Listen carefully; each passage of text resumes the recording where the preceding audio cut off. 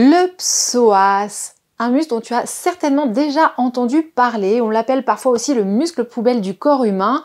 Bon, en fait, en réalité, c'est pas le seul muscle poubelle qu'on a dans notre corps. Et il fait débat parce que certains disent qu'il faut l'étirer, d'autres qu'il faut le renforcer. Du coup, on fait quoi? Et c'est ce que je vais t'expliquer aujourd'hui.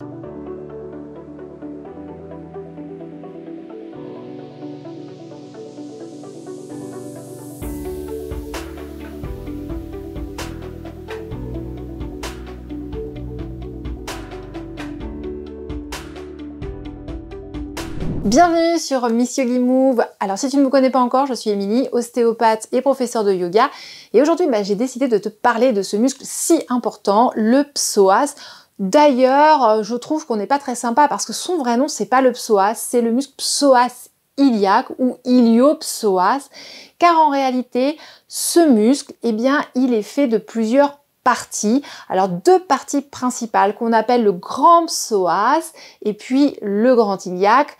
Le psoas, lui, il va s'attacher sur les vertèbres lombaires pour aller rejoindre la partie supérieure du fémur, l'os de la cuisse. Et puis l'os iliaque, lui, il s'attache à l'intérieur de l'os du bassin.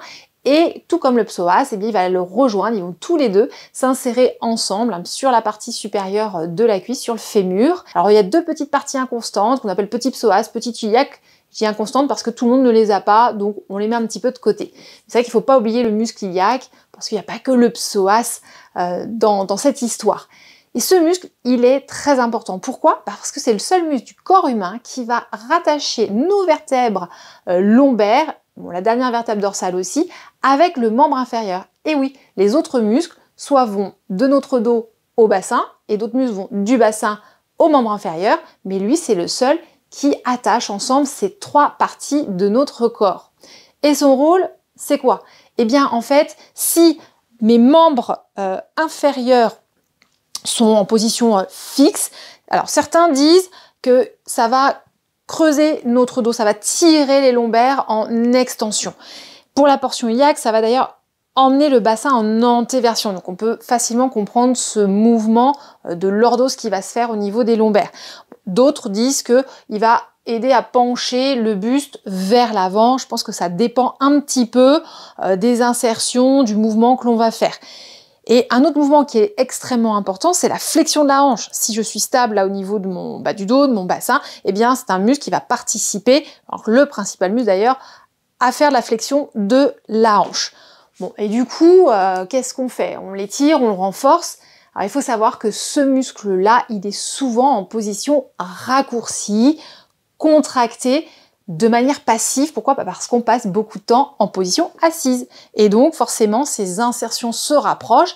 Et le fait de rester longtemps comme ça, il a tendance à être en position raccourcie. Mais qui dit raccourci ne veut pas dire que c'est un muscle qui soit suffisamment tonique non plus. Donc en réalité, on peut très bien avoir un muscle qui est à la fois trop raccourci, mais qui manque également de tonicité. Donc, qu'est-ce que je fais? Vous allez, pour tester votre psoas, vous allonger sur le dos. Dans la position allongée sur le dos, on va mettre les deux jambes pliées. Déjà, est-ce que vous avez tendance à avoir le bas du dos très cambré, le bassin très en antéversion? Ça peut être une petite indication, mais c'est pas uniquement le psoas qui provoque ça. Donc, on essaie déjà d'étirer un petit peu quand même le bas du dos, voilà, pour se mettre un peu au neutre. On va ramener une jambe en flexion vers soi et on va tendre l'autre jambe. Quand on va la tendre, si le bas du dos part en hyperextension, c'est que le psoas tire.